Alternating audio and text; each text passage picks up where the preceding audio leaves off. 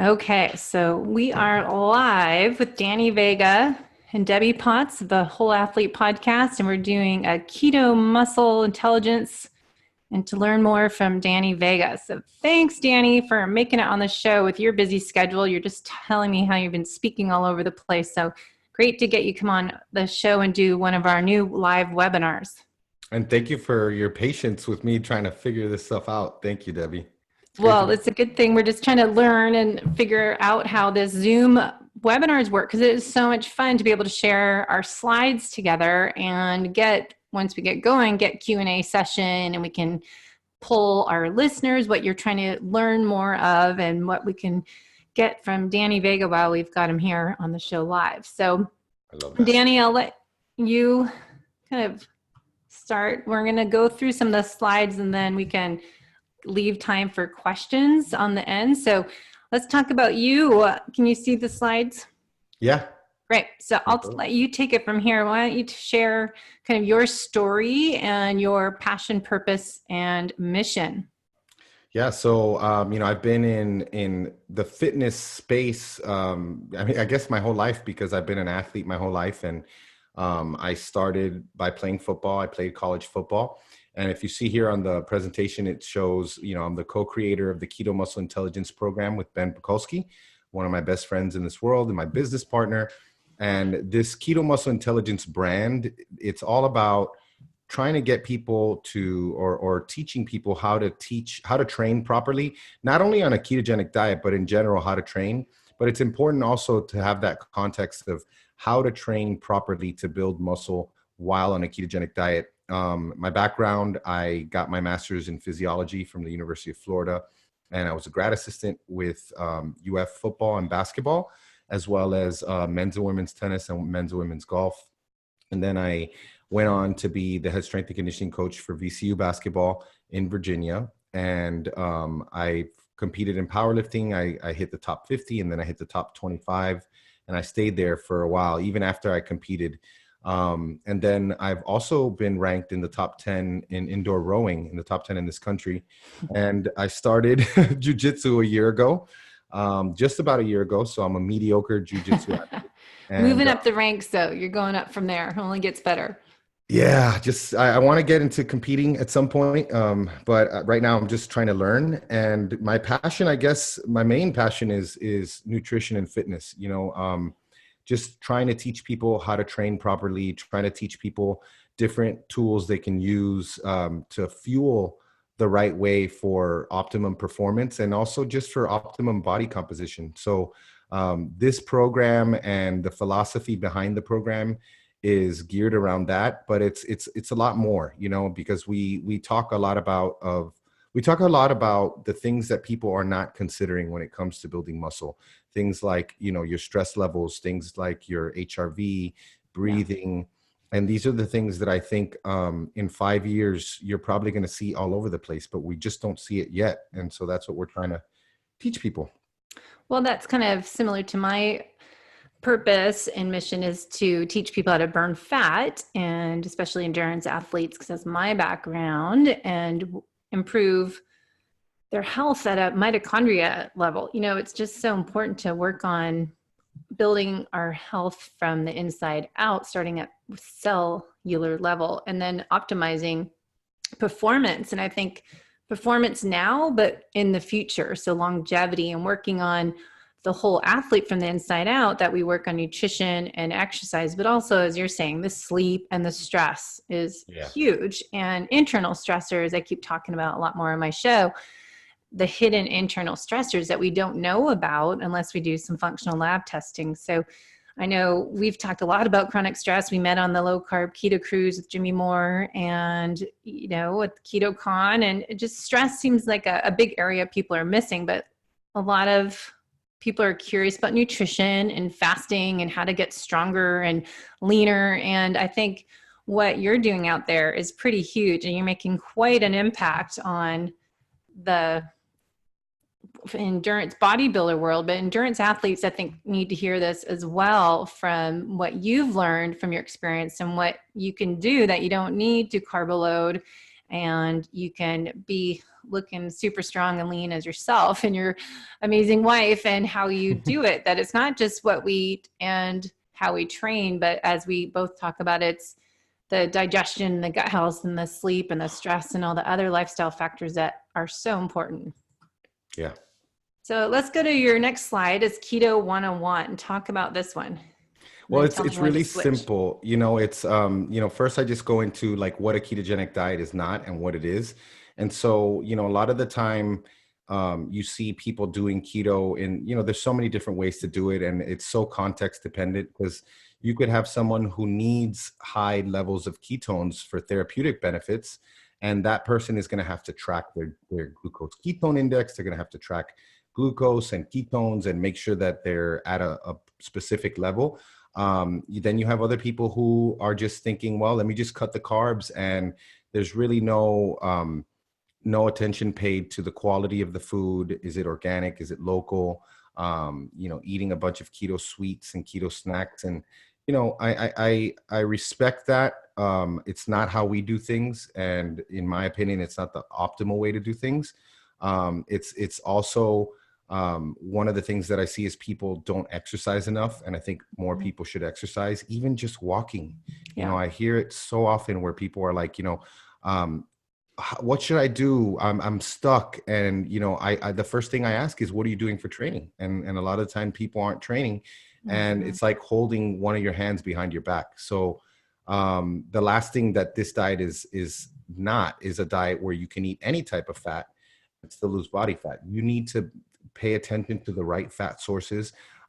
This is where the quality piece comes back, where we should not be consuming hydrogenated oils, canola oil, all of these processed vegetable oils that people are consuming.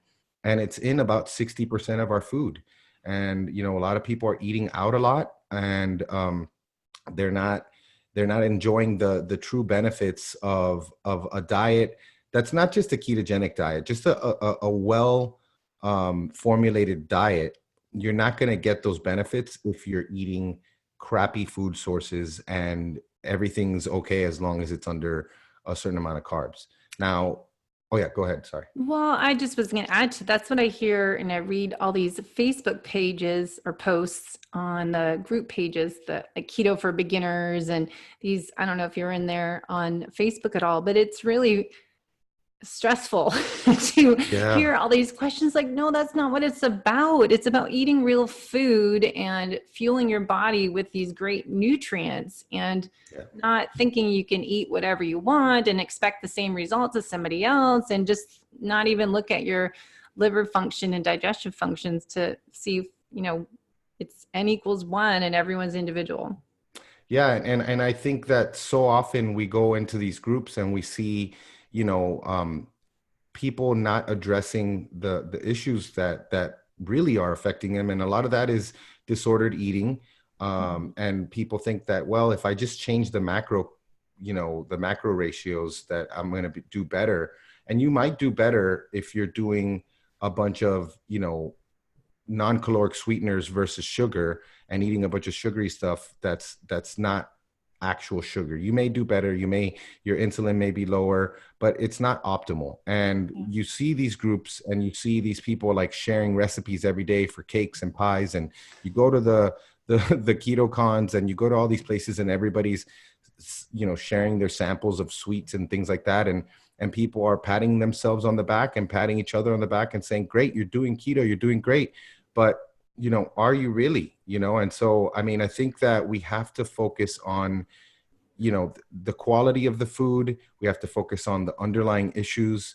And you'll see in this presentation when I talk about stress. And I think that if stress is left unchecked, it's one of those things where it could be worse. You could be worse off if you don't address the stress issue before you even try the ketogenic diet.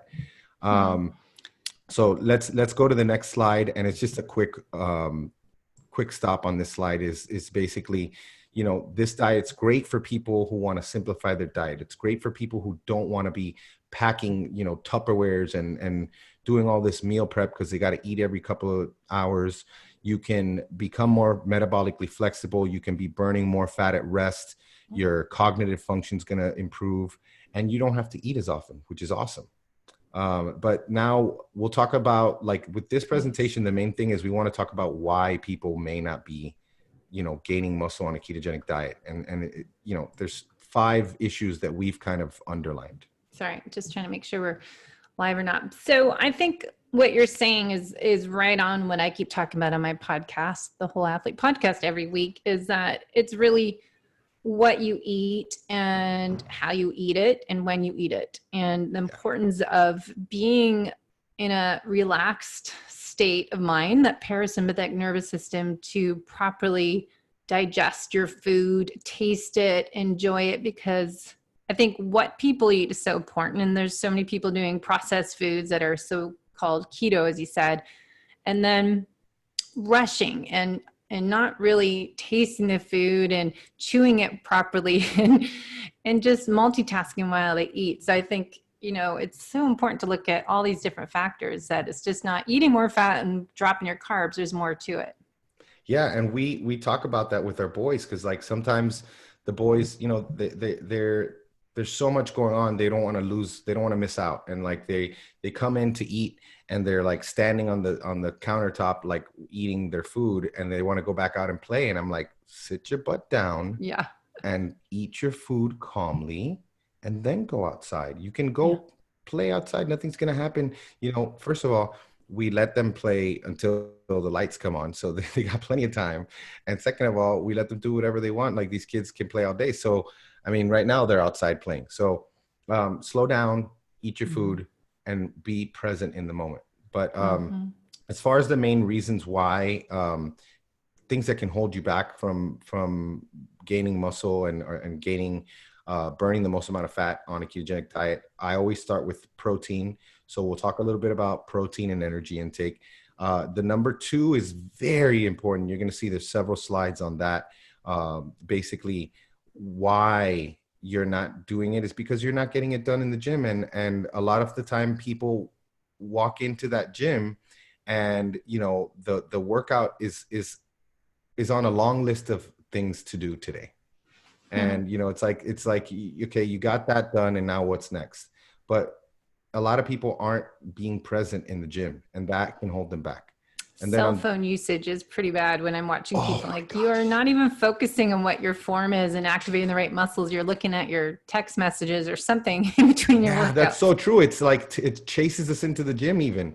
And the other thing too that I see is, like, especially I see this a lot with guys, like doing too much work and not enough good work. So you got these guys that they go in there, they got some real heavy music in their ears, and they're just just working, and if you ask them, like, they think that they're doing the right thing because they're working hard. And I don't think that working hard for the sake of working hard is good or effective. Like, you want more is not better. Better is better. That's one I of the things say that every show. More Oh, is do not you? better. I Oh, say that's it great. every day. Yeah. And, of course, now the other one is that people don't eat enough. And that's, again, the social media comes into play, because nobody wants to go through that period where they're in a surplus and they may have packed on a little bit of extra fat, but it's what's needed to build that extra muscle. And then you can cut back down.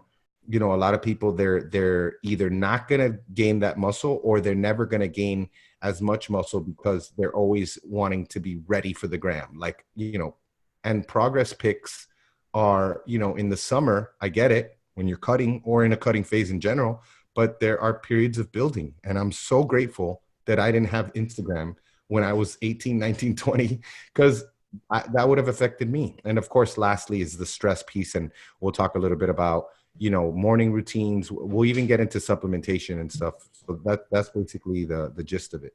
Okay, let's dive in. So number 1, protein and energy intake. So talk about this, because I know it's confusing for a lot of people.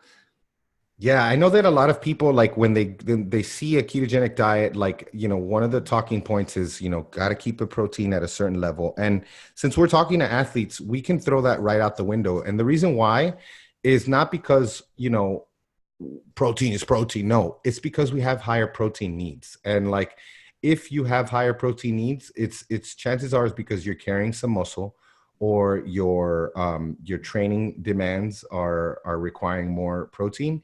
And of course, that's assuming also that you are metabolically healthy and you have some semblance of insulin sensitivity and your body knows what to do, and how to partition nutrients.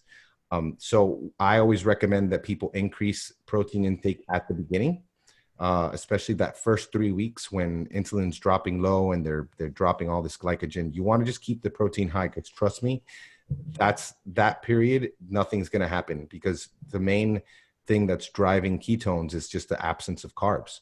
So, I just mentioned that, like, the gluconeogenesis thing is not something that is a given. It's like, if you're driving by a gas station, you're not going to fill up your car unless you need the gas. So if you're consuming more protein, it's not going to turn into sugar unless there's a need. It's a very expensive process to create glucose from protein. It's not nearly as expensive to do that from fat. So we have plenty of fat to create the sugar our brains need, or our bodies need, or the demands during exercise. Of course, I like to give some numbers, and they're always just a starting number. But this estimate, the way I like to do it is just take your lean body mass. So if you're a 200-pound male with 15% body fat, that means your lean body mass is about 170 pounds. And you can set your protein to 170. You can even set your protein at body weight if you want, if you're very active. And then, of course, I do mention the fact that it's probably better to pace your protein intake a little bit to maximize muscle protein synthesis, because that is what the research shows. So you can do very, very well on a 2-meal-a-day regimen, but you may do better if you have 3 or 4 meals a day. And me personally, I'm not interested in that, because I'm not ever going to be, even if I'm saying I want to put on muscle, I'm never that much in need to put on muscle that I'm going to put more meals. I eat 2 or 3 big meals a day and I call it a day. Well, I think it's harder to digest too, right? I Oh mean, yeah. it's just, if Yeah. you're taking all that, and that's what you're on Instagram saying about fasting, breaking your fast and having this great meal. And I think so many people don't, like, I have to take a lot of supplements to break down my new favorite food, steak and grass-fed burgers, So because cool. I'm my new carnivore Debbie.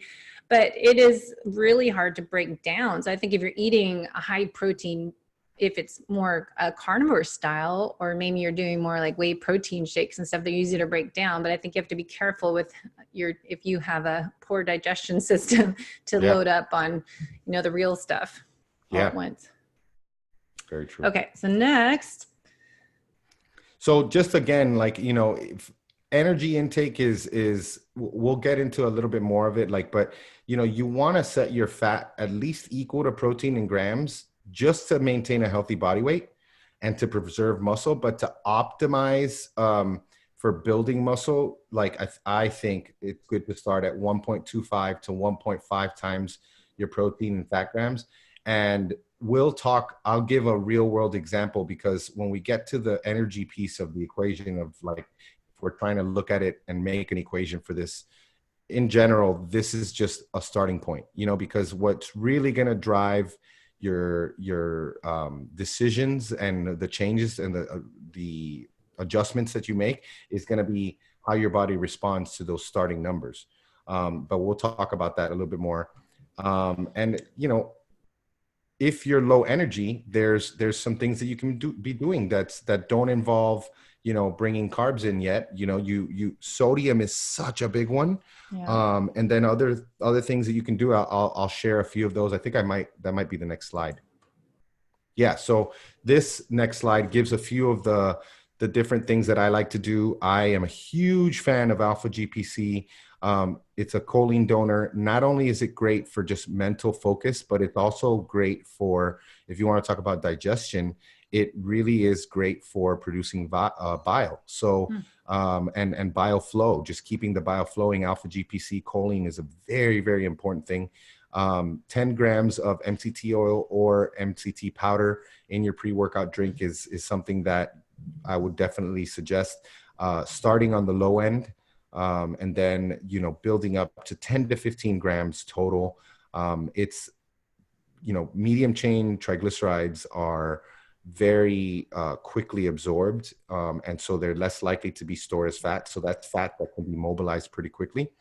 And then we can talk about obviously strategic carbs, especially this UCAN Superstarch. I just shared some Yeah, really cool stuff. we just did a video. Our last webinar last week was with them, so we've done a lot with keto. Keto Oh, for awesome. athlete, low carb athlete, metabolic efficiency is with using UCAN for endurance athletes for sure. But I like to see you talk about or hear you talk more about how you use that before weightlifting for those that are, doing more strength training. And I know there was a big thing a few months ago of doing this 5-day, what was that? Everyone was just a huge thread on your Instagram about Yeah. UCAN and those, oh, you can't have any carbs. You're a keto carnivore. You don't need to Yeah. eat carbs. So can you just throw in something about that using UCAN and how that's beneficial, that you can still be keto and that it does, why do you need it? Or is it, a difference if you don't do anything before a workout versus going for a workout? Oh, it's so important. And you'll hear about it too when we get into the section on you're not getting it done in the gym, like or you're not training hard enough. I've had one or two people tell me, I tried the UCAN, I didn't really feel a difference. And for the most part, I get tagged all the time because people are taking my advice and trying it out and just to try it out. And this is all, people using it for lifting. All the endurance people, they've kind of known about it for a few years now, 4 or 5 years. But the fitness or the lifting community is just being turned on to it. And this product is so freaking cool because number one, it doesn't have any type of impact on glucose or insulin, but it does give you more glycogen. And it's basically giving you usable carbs that are not going to impact ketosis negatively. They're not going to impact glucose negatively. I just shared a really cool hypothesis paper that Dr. Jeff Volek wrote on our carbs for keto experiment. So he took all of our data and he just kind of compiled it and he created some graphs and Wow. interpreted it. Super, super cool to just see all of our stuff, being put into this paper. And this paper is really cool because he talks about fat adaptation and the evolution of carb supplementation. You have, everything was dealing with carbs, carbs, carbs, carbs, carbs. And then here comes low carb and keto, and people get rid of the carbs. But what happens with these high performers, these people who are insulin sensitive and who can probably afford to have 100 grams of carbs every single day, no matter what, and stay in ketosis? If you are doing glycolytic activity, so if you're training like a bodybuilding style training, UCAN is very good because you're going to provide that extra energy, and you're already going to you're going to stay in that glycogen sparing mode that you already are with ketosis. But you're gonna basically buffer it a little bit more because you're getting that usable energy from UCAN. And what I really think is cool about UCAN is that there's nothing up until this point where I started to really do the research on UCAN and use it on myself, is that I couldn't really recommend anything beyond, hey, it's going to suck, eat lots of fat and take in lots of salt, but your training is going to suck for a while. Because, you're removing this one micronutrient that or macronutrient that you're used to using as fuel, and your body's very good at doing it. And you're replacing it with fat and ketones, and that takes a while for your body to get good at that. But what if you could give it some usable energy that's kind of like this kind of bridge? I think UCAN is a great idea for people transitioning to a ketogenic diet and using it pre-workout in that first 3 months. And then from that period on, you can continue to use it. I haven't used it it's been about, I guess, a little bit over a month because, I'm strict carnivore until January 2nd, but I'm looking forward to bringing it back because my training, I am, changing my training up to reflect that absence of UCAN, because it provided so much for me as far as not hitting a wall. So I don't hit that wall like I used to. And my ketones are higher when I'm taking in UCAN, which has been shown in a few different studies, which is kind of freaking cool, that you can be taking in a carb that's boosting your ketones and that may even be improving your glucose. I think Dr. Volek wrote something about that by the end of the third week, it seemed like our glucose was trending lower, all of us, which I think is pretty cool. How many people are doing the program? Oh, it was only 7 of us, 7 fat adapted, keto, I guess, influencer people, friends of mine who have all been carnivore or keto for the shortest period was 10 plus months that someone was carnivore, but I believe that person was keto for 2 years, all the way up until 4+ years. And we all did the same workout. I gave them the Keto Muscle Intelligence program because, I mean, what better program can you do? And so I added that. And then we also did 1 carb up per week. So using a macro calculator that I created on Thursdays, we carved up using the UCAN, but then we added a little bit of honey to the UCAN. And then each person, depending on their specific macros, was bringing in a lot more carbs. So I personally brought my carbs up to body weight in grams. So 225 grams of carbs on my carb up day. My fat was much lower. I brought it down the equal amount of calories. So whereas a typical day, my fat's anywhere from, let's say, 170 to 250, 250 on the high end, 170 on the low end, it was anywhere from 80 to 100 on my carb up day. So it was lower fat. Sodium and water are huge for getting a pump. I love Redmond Real Salt, but I also love Redmond Relight caps because it tells me how much sodium I'm getting. So two caps gives me 560 milligrams of sodium. And I'm like, man, that's pretty darn good to know exactly how much I'm getting.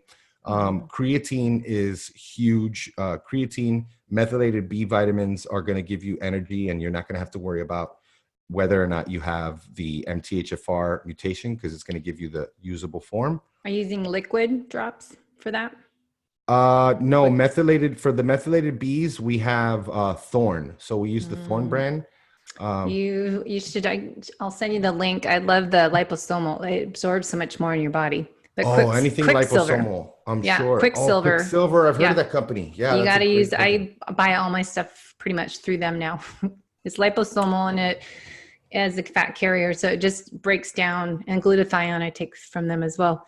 I was taking a liposomal glutathione because of one of my genetic issues, but apparently it wasn't expressing itself because I didn't notice the difference of 2 months of taking that every day. And then I stopped. So I guess I'm out there in the sun so much.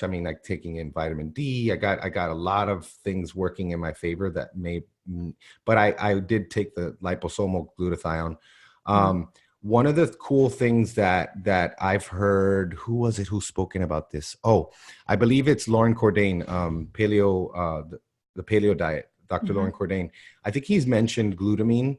And I think glutamine is great for gut health, and glutamine is great for your immune system and recovery. But one of the cool things about supplementing with glutamine as a 0 carb or low carb athlete is the fact that it's a very glucogenic amino acid. So you can create glucose from glutamine in a way that's going to be less taxing on your metabolism as far as blood sugar goes. So that's a cool thing about glutamine.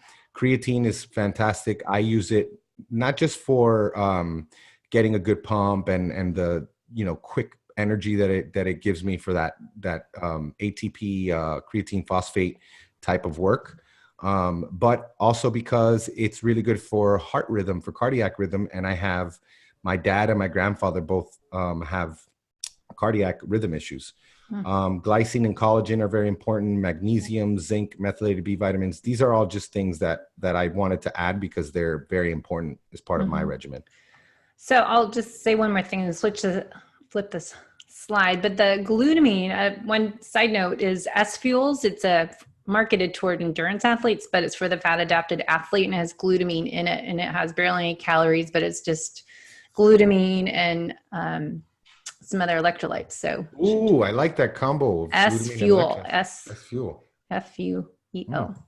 I'm gonna put All that right, in. let's move on because we'll be here for 2 hours. So we only have an hour. So you're not getting it done in the gym. Now, I work out, lift weights Monday, Wednesday, Friday, and I've been at the same gym since I was 13 years old. So I can see that I've owned a fitness studio. Now I'm just, watching people when I work out, and I'm excited to hear what you have to say here because I'm sure I agree already. So let's go into this one real quick.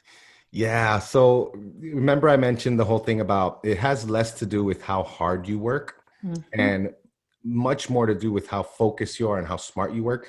And big emphasis on focus. Golly, we are so unfocused. We are so scatterbrained right now.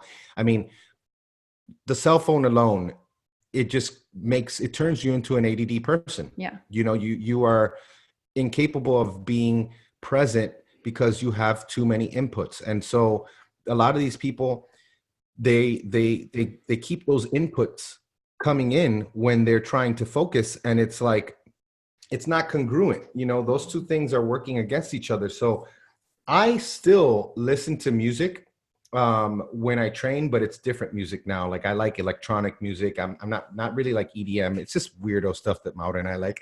And sometimes I'll listen to hip hop because sometimes I am in that mood to just be like, maybe I'll do that today because I think there's a new Gangstar album.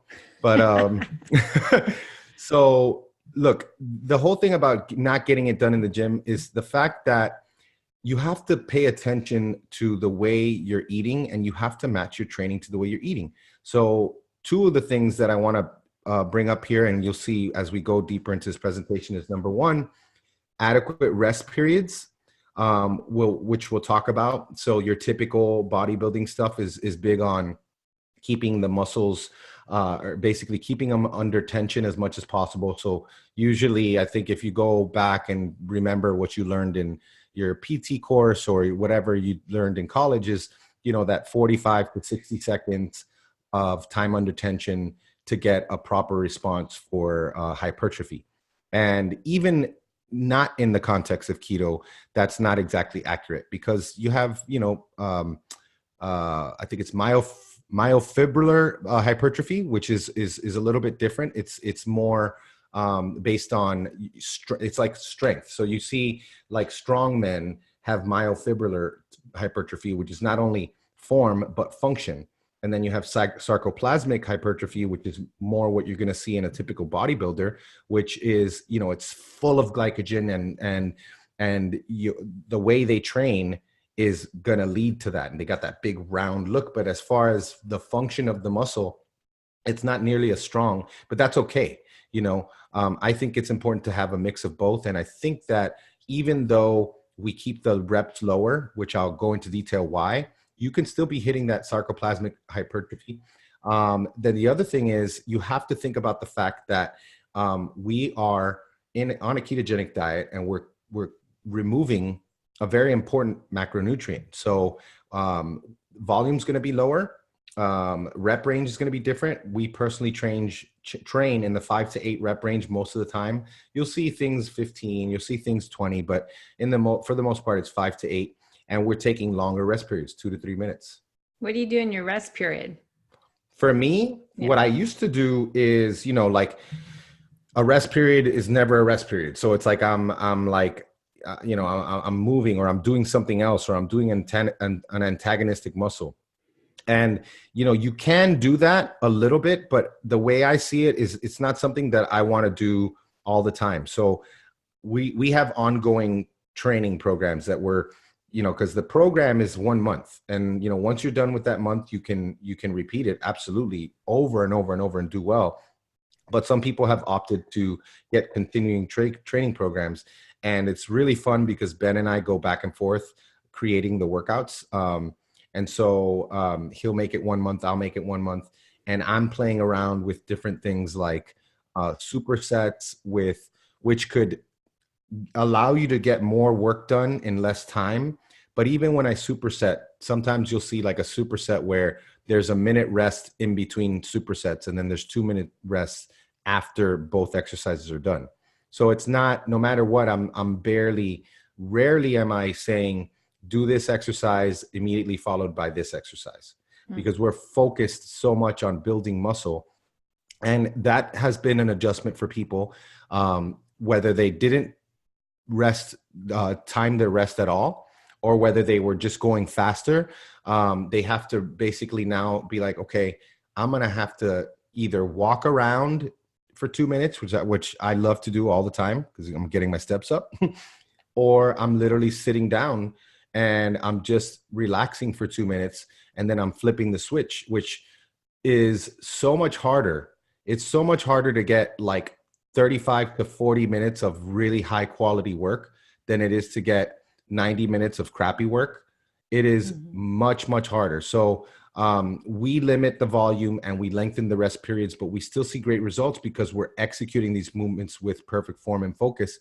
And you'll see some of the reasons why we can do that in the upcoming slides.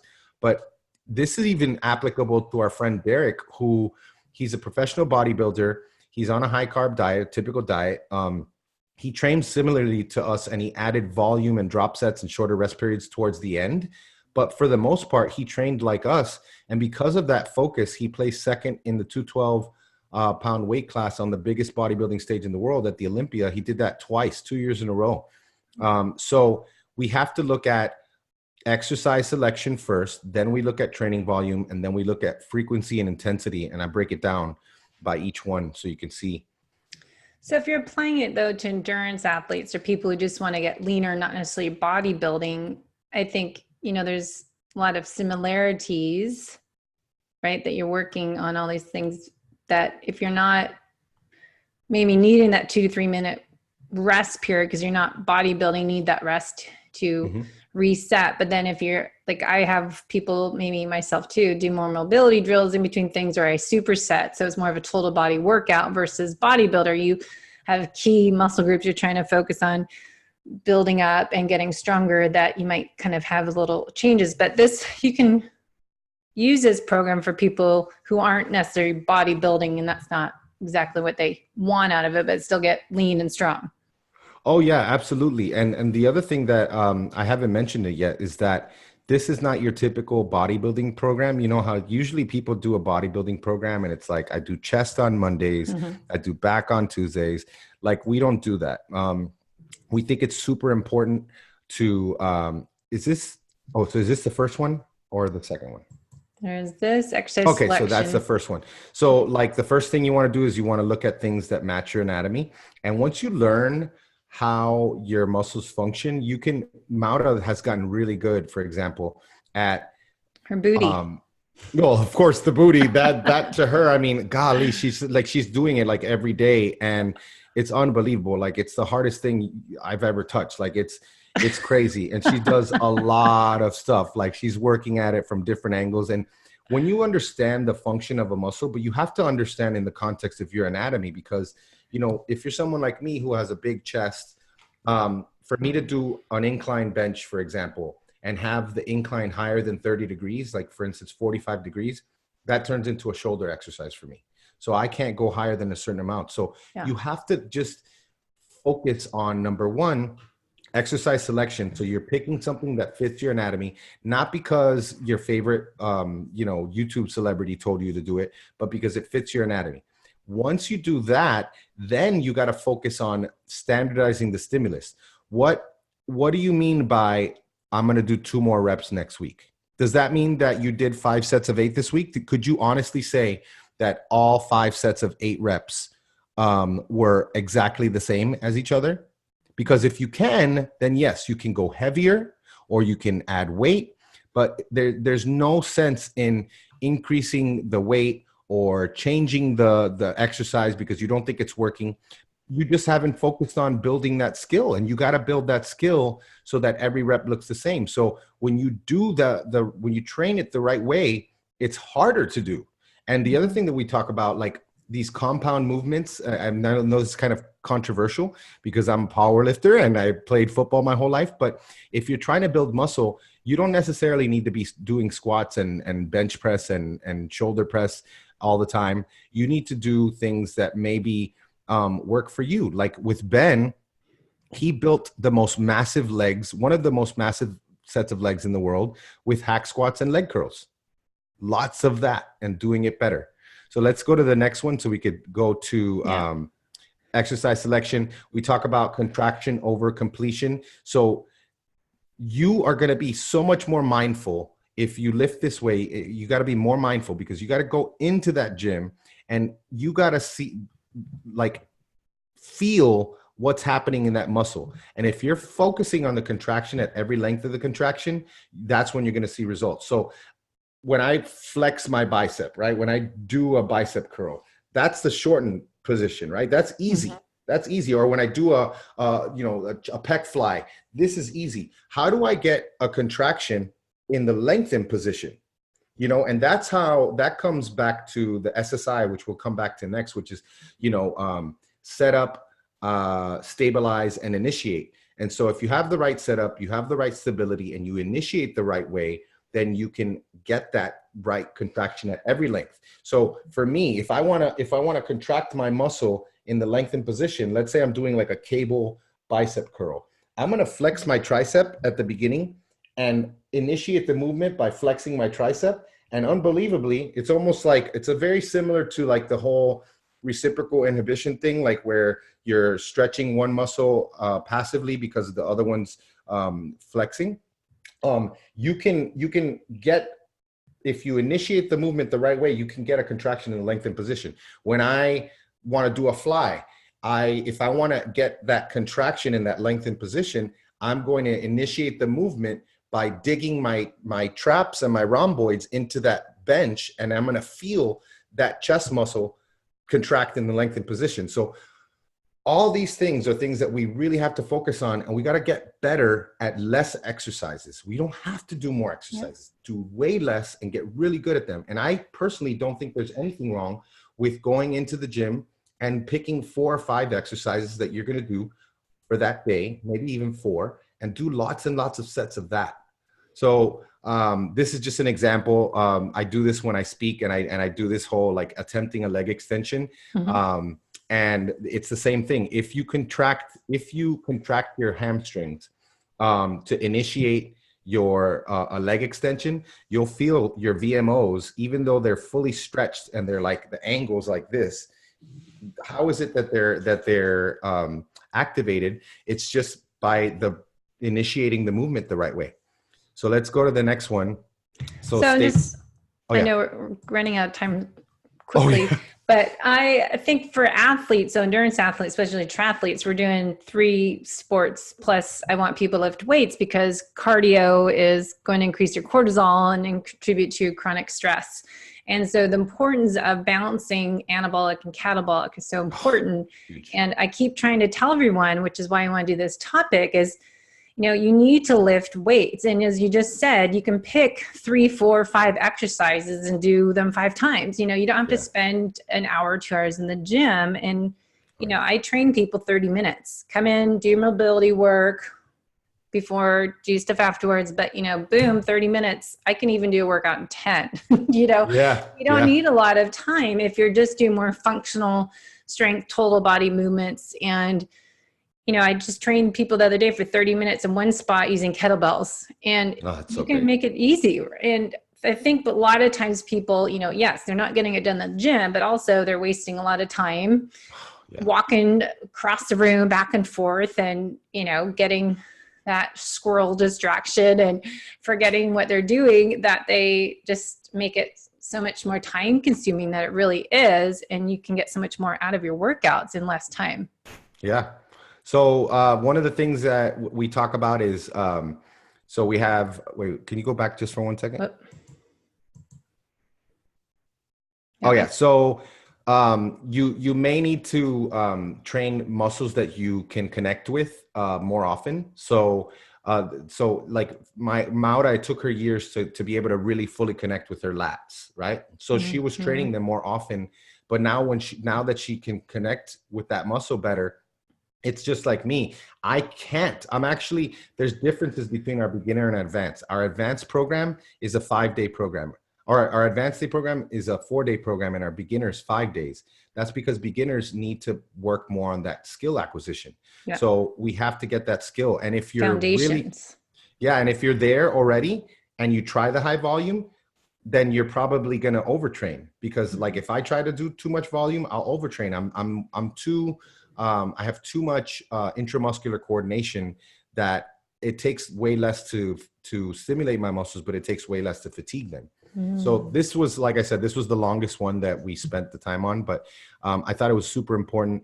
Let's go to the next one just so we can talk about that: set up, stabilize, and initiate.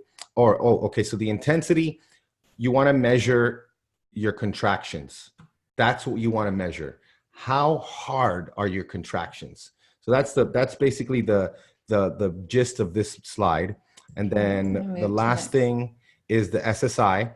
Set up, pick the right exercises, right? Stop doing the ones that people label as the best. I hate hearing best chest exercise. Can't say that. We're all different, you know? The other thing is like these compound things, bench presses, squats, barbell rows. Those are great for structural integrity and mental toughness. You want to make sure that you stabilize your muscles before. One of the things that we focus on, for example, is keeping your scapulas retracted before you do a pressing movement or a tricep movement. And that protects your elbows. Like Derek, one of the things he had elbow pain, and we would just start our workouts with an overhead tricep extension that came from behind him, that he had to use they had these two little attachments, and you couldn't do it unless you had scapular retraction. And if we just warmed up with that, never had elbow pain. So if you're looking at the right setup and you're stable before you execute, you're going to get the best contraction. And then of course, if you're initiating the right way, which is all of the things that I spoke about, like you can do that with any movement. You can, if you initiate it the right way. I've done this too. I mean, I'm a personal trainer. Well, it's been over 20, I say 25 years, but it's been longer than that now, but it's always, shoulder in the socket, scapula, the pull down and in the back pocket. And I learned that when I was in my 20s. I used to shadow the physical therapist next door to the athletic club where I worked, and learn all these different things to how to activate those muscles, because as a personal trainer forever, you realize everyone gets his elbow tendonitis. You're saying, they work with their forearms. They don't activate their lats. They're all in their upper traps, and they're not even activating the right muscle. So I always love to teach people how to engage your lats, as you're saying, shoulder in the socket, shoulder blades in your back pocket, and then brace with your core, because your core is involved in every single exercise. And if you're not activating all those stabilizers, it's so essential to be able to lift more weight. It's like I can lift a lot of weight because I've got everything contracted and stabilized and ready to go, because I spent a lot of time building my foundational muscles and learning how to activate what you're saying, like set up, stabilize, initiate. So it's great. Yeah. And I love that you brought that up, and we could go to the next slide if you want, because the most important thing is like people, they don't understand that the body's going to find a way to do it, and that's the problem. Because we keep going up in weight, or we keep adding volume, but we haven't fixed the skill. We haven't acquired the skill, and the body's going to find a way to do it. And it's either going to not result in a poor contraction because the muscle's not functioning the way it's supposed to function, or you're going to get hurt, which happens more often. And it's a lot of times it's these overuse injuries. So this is what we're talking about. Like, you got to train smart. So this is important for the endurance athletes. Certain types of training are going to lead to using more fat for fuel, as other ones will require more carbohydrates. And if you're not consuming carbohydrates, but you're training in a way that tends to burn through them, you're going to burn muscle. Because I give him the example of my uncle. My uncle's a triathlete. He's lean. But he has a 5.7 A1C, and he eats zero carb, and he fasts all the time, and he's training fasted. And this is an example, perfect example. I was like, what type of training were you doing? And he's like, well, I was in zone 4 a lot.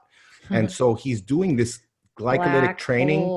Yeah, he's in the black hole, and the black hole exists in the gym too. I mean, we've never been able to standardize it in the way that Maffetone does it for running, but I do think of that black hole, and I think that it's not quite applicable because when you're working for those, let's say 30 seconds that you're working, you're really working. I mean, it hurts when you learn how to do a leg extension the right way or a leg curl the right way.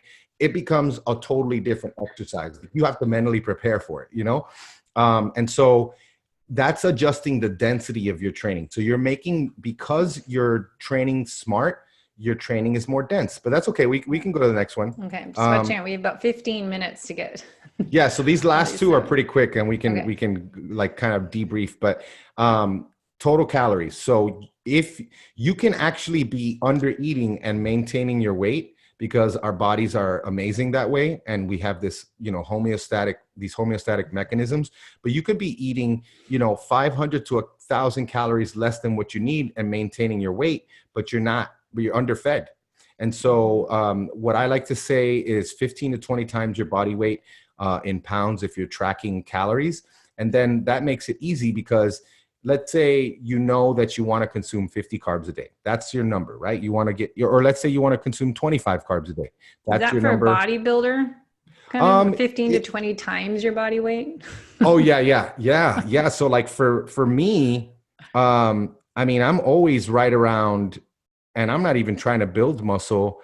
I'm always like right around, let me see, if I were to say like 3,000. Yeah, that's right about. So like I'm always at about 3,000 to 3,500, and my body weight, that's about 13 times my body weight. Got it. So someone who is a hard gainer is probably going to go to 20 times. So let's say this 200-pound male that I used in the past, he's got 15% body fat. So, you know, if we multiply him by 20, that's 4,000 calories, which I believe I didn't even use the 4,000. I might have used the 3,000. But he should be having, let's say, 170 grams of protein, 30 grams of carbs, and 222 grams of fat. That might not even be enough. So you got to just make sure you're eating enough. So my thing is, like, all these people like to count and calculate your calories and track. I grew up dieting way too much, right? So I always bring up the fact that, you know, these different threads I read, like, what if you don't want to count your calories? Because to me, that's dieting, and that screws with your head. And then you get in towards the relationship with food and, you know, obsessing about everything. And I think that there's so many people, as you said, beginning of the show, a lot of eating disorders. And, you know, when you start tracking your food and your calories and counting, to me, that's dieting. And then you're just too fixated then just using intuitive nutrition, going, all right, I feel good. My workout, I hit it. I feel amazing, super strong, great recovery. But then, you know, so many people say you have to count this much. So maybe in the beginning to just kind of figure out where you are as a baseline, and then to tweak it from there and micro, adjust. I totally agree with that. Like I was just a tracker always, and I haven't tracked for like over 3 months, and I feel amazing. It's freeing, right? When you learn how to do intuitive eating and training, fueling. It truly is, you know, and I think that for some people though, they're trying to do something that's very unnatural to their frame, you know, so those people, like they have to, I think it's pretty easy for me to put on muscle. Like my dad, my uncle, really? they're all 5'11", 6 foot. Yeah. Like I carry a lot of muscle, you know, and I'm lucky to have those good genes, but they're naturally big. These other young people or these other small people that they really want to get big, they might have to do that at least to get a baseline, and then, you know, subtract or add from there. But I'm totally with you. You know, this doesn't have to be complicated as far as like, we didn't know what a macro was until like 100 years ago. So, you know, now the most important one is the stress. You got to get your stress under control, and you have to address these issues first. Now let's go to the next one, because we're just talking about the fact that we have lower carbs. So carbs are really good at modulating cortisol. And this is one of the main reasons why we mention carbs. Like carbs are not going to make you fill out more. Like I know that's one. Slide. Yeah, that's, you can go to the next one. Yeah. You can, you can totally have, you know, your pumps in the gym. Now, you might look better for a photo shoot or a bodybuilding show if you do a carb up, which I totally agree. But if you're fat adapted, you will have pumps and all that stuff as long Okay, as you have we're enough. endurance athletes. What are pumps? Yeah, that's true. You're like, pumps. My legs are pumped. That means I'm like having a calf cramp. Uh, Yeah. but these are things that I love to do, and I do them every single day. I'm going to do it as soon as we get off the phone here. I'm going to walk to the gym. That's a 3 mile walk. Walking outside is so important. Like, there's Mm-hmm. so much, you know, across all lifestyles, diets. If you walk, you have less stress. You live a longer, healthier life. Breathe. Diaphragmatic breathing as much as possible. If you've been talking about the math method, so they know to breathe through their nose. Breathe through your nose when you're eating. Close your mouth. Don't open your mouth. Breathe through your nose even when it's hard, as much as possible. We've done a lot of like research recently, Ben and I have, on even like retaining CO2 to drive that oxygen into the actual tissues that need them. And so doing like breaths, like maybe doing like 2 or 3 long breaths, and then on that last exhale, holding it for 10 seconds after you exhale, and doing things like that. That's very, very helpful. Meditation and yoga, super important. I meditate twice a day in the sauna. You know, I'm focusing on either my breath or my surroundings, or sometimes a sequence of moves as I'm doing yoga. And always remember these last two. Ben says it's impossible to be a victim if you're living in gratitude. And I like to add the fact that it's impossible to live in gratitude unless you're being mindful. So you have to be mindful, and that helps you remain in gratitude. I think we have one more thing here just to show like some supplements as far as like a day routine and a night routine. So there we go. Okay, just real quick, sleep routine. It starts in the morning.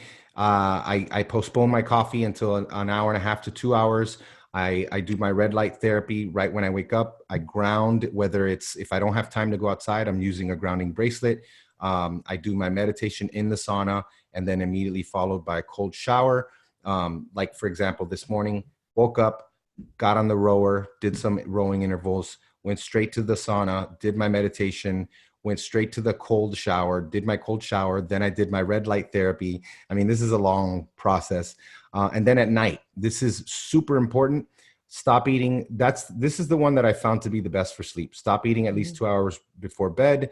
Read for 30 to 60 minutes. Yep. So I'll read 20 minutes to the boys and then another 30 minutes to myself. Yep. And I put my phone to charge in the bathroom. And then you create your sleep cave. You want to have it dark. You want to have clean air. Some of these plants are really good to keep the air, purify the air. You want to have it cool, and you want to have as few electronics as possible. That sounds like my evening. I do the same thing. I mean, I tell all my clients, I have my 5-day jumpstart program I coach people groups on, and the 30-day reset, rebuild, reboot program. And it is stop eating 2-3 hours before eating. And I did Dr. Mercola's, he has this book I read last year, Eat Fat, what is it, Burn Fat? I haven't read that one. It's his last book, and he had this online course I did, and he is a big fan of it's keto and intermittent fasting, and it's same thing as just not eating before bed. He does cyclical keto too, right? He likes to use some cyclical keto. Yes. And that works for me. And I think it's a great thing to do for endurance athletes, because if we're training longer on the weekends, you can do that. And it doesn't feel like a diet to me if I do, it's just so easy to do, do the sleep routine, and it's easy to do a 16-hour overnight fast when you stop eating before bed. And plus, I'd go to bed if I ate dinner too late, I would be not sleeping well. My sleep would be horrible, and I'd have digestive issues because I'd be lying down going, oh my gosh, I got my belly full, and you can't sleep. So it is great. Meditation, sauna. Now, what do you use for your sauna? I have a sunlightened sauna. I have the solo unit. I just have the solo unit. Because something happened, some weird, I'll be honest, like I have like an 800 something credit score, And I got rejected for the financing for Telling the us.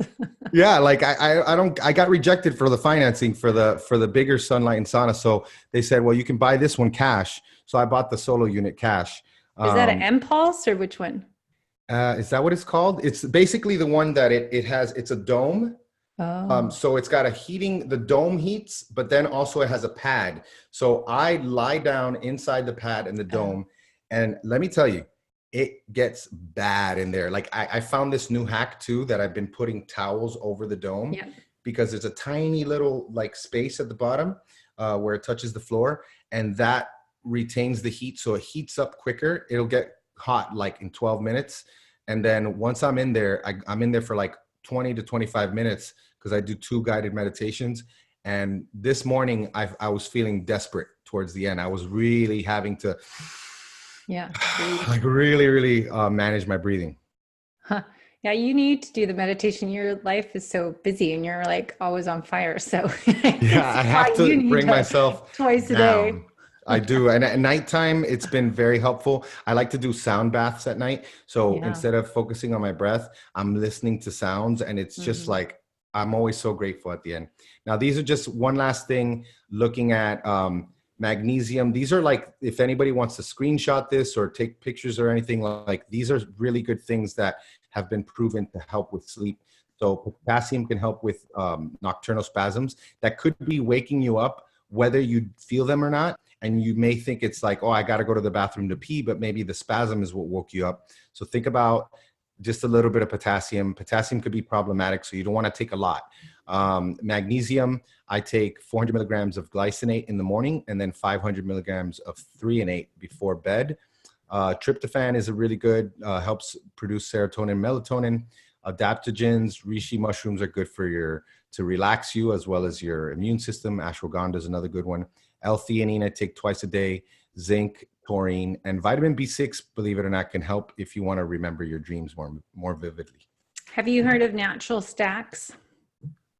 No, I don't think I have. What's in it? Mm. Does it contain like a lot of Well, these? That'd be kind of cool. it's a company, that's the name of the company. They're actually out of Seattle, but they have all these supplements and kind of for brain and sleep. And their sleep ones I love. So they have a Mag Tech and they have a GABA, which there's the nutrients that create GABA. So GABA. Yeah. it's not GABA itself, but just all the like the B and different ones that you need for GABA Yep. production. And then their Mag Tech is, those different magnesiums that you have listed. And then they have a CBD Dream that I like. So I take all 3 of those sometimes. Ooh. And the CBD Dream has just CBD and a little tiny bit of melatonin that won't interfere with your natural production of melatonin. And they have Maybe essential like half a oils. gram or something. Yeah, just little tiny bit. And then they have a lavender essential oil. Ooh. So those 3 are really good combos. And then I just bought some tea, the reishi mushroom, and I have ashwagandha and a different tea, but an herbal tea where there's Nice. drops, adaptogen drops that I like taking. Yeah, I like to do like a nighttime tea, like you can Sleepy get them time. or any of these sleepy time organic. They have organic ones. Mm-hmm. They have, lavender, valerian sometimes. And then I'll put like the L-theanine powder in there, and I'll put the other things in there and mix it right in. It's a delicious, earthy, hot beverage. So yeah, that's Yeah. basically it. This is the presentation. I don't think there's anything else after this point. Yeah, that's just like, if you want to download the slides, actually, you can go to ketomusclebuilding.net and you can put in your email and get the slides. So I forgot about that. And you could also download the actual document that I wrote on this, which is all of this in a more digestible like PDF version. Wow, look at you. All right. I'm Well, learning. thank I'm slowly you. learning because all this stuff, I like know. we've spoken about, you and I, like, for anybody who's listening, like we think that everybody else has it figured out, and that all of our friends that are doing this for a living like are more organized. And we just realize when we spend time with each other that we're all just winging it. We're all Yeah. learning on our own. It is. And there's so much new technology and different systems come out. So once you figure it out, then something else comes along better, right? And then you Yeah, just move so on. It's true. Oh my like, God, gosh. just figure this out. Now it's the next thing. Yep. But yeah, well, thanks for playing with the webinar on Zoom. And then we can always do it in the future that you can ask questions for listeners when we have live listeners, and then there's polls. So you kind of get more of info, what they're looking for, and then questions that people can type in while they're listening. Then you can always address them at the end. So we'll put all this on our YouTube channel and share the video. And then you got all the links here. If you guys are listening to the audio version on the podcast, you can get this information on the show notes. We'll try to copy it over, but ketomusclebuilding.net. And there's other ones, but your new programs or anything coming out for the next year, Danny? What's going on next 2020? Yeah, I mean, I'm like, I don't want to put out another program. I feel like we've done such a great job with Keto Muscle Intelligence and the Carnivore Keto Cut. I am turning my focus on, I think I found the name. I think we're going to call it Optimize 360. I was talking about it with Maura yesterday, and this is basically a course that I want to probably take this whole year to build, because I want to go through it myself. And I want to basically create something that is not only like a way for people to try to manage all the things that you and I are both talking about. And a lot of the people are, the health people are starting to realize, like the stress piece, like, just different things you can do with fasting and things like that, but also the mindset piece and the importance of going between different types of training and different types of eating. I mean, like I heard our good friend Simlan said this, and I've been repeating it left and right. Like the beauty lies and the magic lies in the variation, going back and forth between that, like I said, anabolic, catabolic, endurance and sprinting and things like that. And just becoming more resilient and using it in a intelligent way. So that's probably what I'll talk about at KetoCon. That's what I want to just focus on next year. I'm speaking at KetoCon. Woohoo! Do you know what you're going to talk about? Yes. Well, no, I know the title. They picked the title. Now I got to figure out what it is. Okay. Don't worry. You don't have to stick to the title, because last year they said keto muscle building. They're used to me like being late with everything. So I didn't even talk about keto muscle. Oh, I did this year, but last year I didn't. Yeah. Yours is so good last year. I'm on the fitness panel.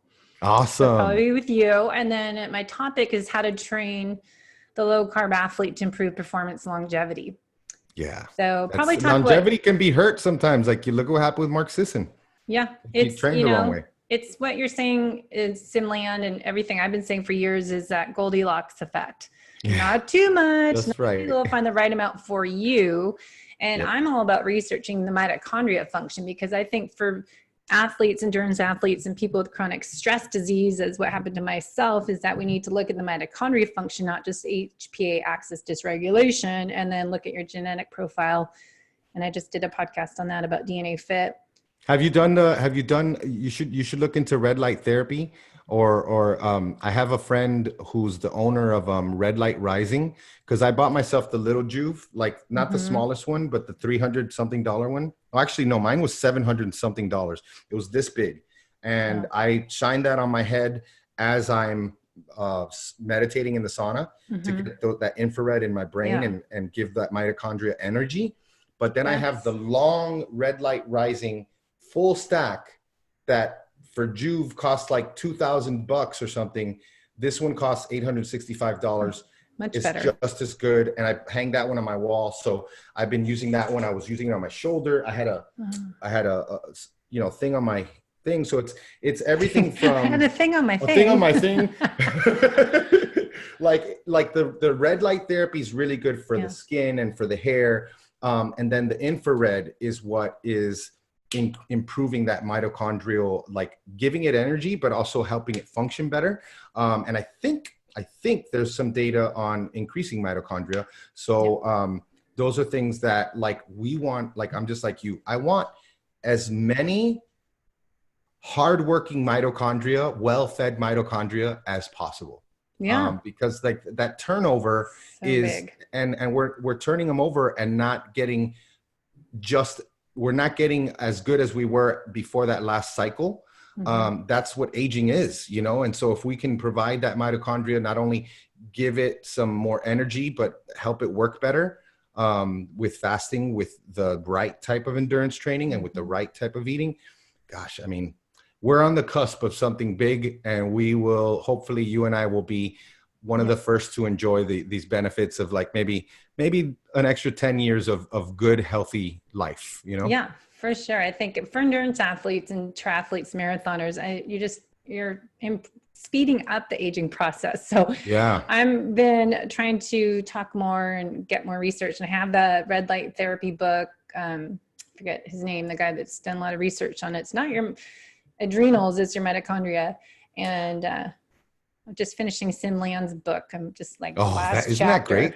I It's know such a I great have book. 100 different little tags in the book, but it's I have it amazing here, and book. I also have the I've opened up because he sent me the cookbook too, and he's got some good Yeah, cookbook I was gonna get that. recipes. Yeah. Yeah. So you guys will end the show because we can keep talking about our different treatments. But I've been doing the infrared because now it's at my house. So I've been doing it like almost every day if I can, and really want that red light therapy too. So if I could find that next year on my wish list. And Yep. I think, working on really training the whole athlete, as I talk about, working on nutrition, exercise, sleep, stress, mobility, digestion, gut health, hydration, and happiness are the 8 elements to training the whole I love athlete from the that. inside out. So just trying to keep sharing the information. And I appreciate your time today to explain how to work on lifting weights and increasing that lean tissue, because everyone that often listens are endurance athletes who they think, oh, I don't need to lift weights. And I keep telling people, yes, go lift weights. Sarcopenia, osteopenia, God forbid you get cancer. I mean, the more muscle you have, the more resilient you're going to be, the more able you're going to be able to like handle those ups and downs of life, you know? Yeah, good. Well, thanks, guys. You can find the podcast on iTunes and all the different podcast apps out there now. And then we'll put the video onto YouTube, and I'll give it to Danny to share. And we'll get more information out there with our new future 2020 webinar series of I love podcast this. interviews. All right. Thanks, Danny. Thank you. Awesome. Cloud recording.